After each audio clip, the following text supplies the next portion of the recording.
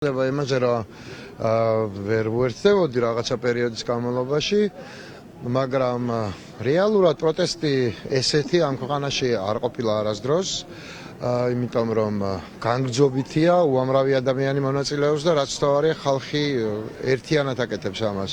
პოლიტიკოსებიც, ნებისმიერი პროფესიის ადამიანებიც აქ ვართ ყველანი ერთნაირად, როგორც ამ ქვეყნის მოქალაქეები და პატრიოტები. და ეს გამოდის, იმიტომ რომ ჩვენ მხარეს სიმართლეა და ჩვენი რწმენა, შეესაბამება ჩვენი წინაპრების მიერ დანატოვარს და ჩვენი მომავალი თაობების სურვილს. ამიტომ ყველაფერი გამოგვივა. ქართული ოცნება პრინციპში ალბათ ყველას ესმის, რომ დასრულებულია, დარწმუნებული ვარ, რომ ეს ივანიშვილსაც ესმის. ეხლა საკითხი არის უბრალოდ გამძლეობაზე და თანმიმდევრულობაზე. მეტი არაფერი არ დაგვრჩა. სანქციებზეც უნდა გკითხოთ აუცილებლად, დღეს გაეცნობოდით სხვადასხვა ბალტიისპირა ქვეყნების მიერ მიღებულ გადაწყვეტილებასაც და საგარეო საქმეთა მინისტრებმა მიიღეს გადაწყვეტილება. რას გვეტყვით, რა ნაბიჯი არის ეს მათი მხრიდან გადადგმული და რამდენი დაეხმარება იმ პროცესს, რომელიც ჩვენს ქალაქში და არა მხოლოდ თბილისში, მთელ საქართველოში მძვინარა. ხო, ეს არაფერი არ არის იმასთან შედარებით, რაც იქნება. გარწმუნებთ და იქნება საკმაოდ სწრაფად, იმიტომ რომ ამას, რასაც ახლა ჩვენ ვხედავთ, ვერავინ ვერ შეეგუება.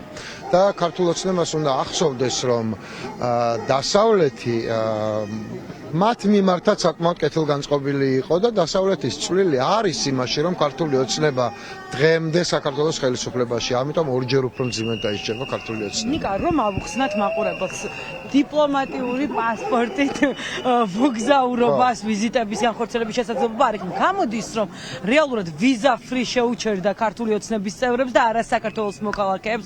უფრო მარტივი ენით რომ არა, მარტივი ენით რომ ავუხსნათ მაყურებელს, დიპლომატიური პასპორტის მიხედვით ხდება იმათი იდენტიფიცირება, ვინც ვერ გადაადგილდება, ვერ გადალახავს კონკრეტული ქვეყნების საზღვრებს. ეს იმას არ ნიშნავს, რომ ეხლა დიპლომატიური პასპორტი აქვს, ხვალ ჩვეულებრივს აიღებს და მაინც იმოგზაურებს. არა. ეს არის იდენტიფიკაციის მეთოდი, შესაბამისად ძალიან მაინტერესებს ქართული დიპლომატებიც მათ შორის რას აპირებენ და მინისტრები. ამას გარდა, როცა ყველა ნებისმიერ კომუნიკაციაში ნებისმიერი ქვეყნის ხელმძღვანელი თუ საგარეო საქმეთა მინისტრი ამბობს, რომ ქართული ოცნების მინისტრს ესაუბრე, ეს ნიშნავს იმას, რომ არა მხოლოდ მე რასაც ვკითხულობდი ადვოკატების შემოტანილ ინფორმაციას, პრაქტიკულად ყველგან ასეა, არსად ამ ხალხს არავინ არ ეხსენიებს საქართველოს წარმომადგენლებად ან საქართველოს მინისტრებად.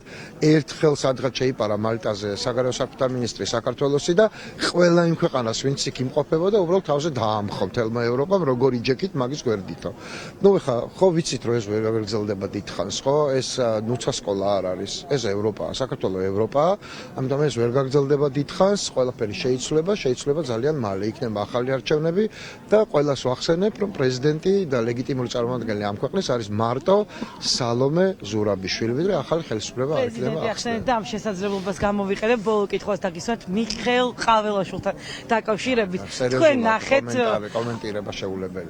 აქ მოიტანეს დიპლომები, ბურთები, წითელი ბარათები და უნებოდნენ რომ მარტო ფეხბურთის თამაში იცი და ჩამოდიე გვასწავლე, ისიც შეება კარგად არიცოდეო და თქვენ რას გვეტყვით ერთი პარტიის არჩეულ რაც ჩემი ასე ვთქვათ ექსპერტიზის სფეროს აღემატება ფეხბურთის თამაში როგორ იცის ამას თავ შევიკავებ, მაგრამ რაზე შემიძლია რომ ასე ვთქვათ ჩემი დასკვნა თქვა, ადამიანი რომელიც გამართულად ვერ მეტყველებს მშობლიურ ენაზე, ოღონდ ეს სალომე ზურაბიშვილის შემთხვევა კი არ არის, რომელსაც ფრანგული ემიგრაციის გამო ჰქონდა ეს ამბავი, არამედ უბრალოდ ფლუენსი ეგრეთ წოდებული, ანუ მწყობრი მეტყველება არა აქვს. და სკოლის ატესტატის იქით არაფერი არ აქვს. მე არაფერს არ ვერჩი ადამიანებს, ვისაც მხოლოდ სკოლა აქვს დამთავრებული და უმაღლესი არა, მაგრამ ვერჩი იმათ, ვინც ამ ვითარებაში პრეზიდენტობას აპირებს, თან არალეგიტიმურს. როგორ წარმოგიდგენიათ პირველი ვიზიტი სად შეიძლება წავიდეს? 9 მაისს კრემლში. გარწმუნებთ, თუ ეს ასე გაგრძელდა, 9 მაისს ეს კაცი იდგება პუტინის გვერდით, პარადს მიიღებს რუსეთში. გარწმუნებთ, აბსოლუტურად ზუსტად გეუბნებით, რომ ეგრე იქნება.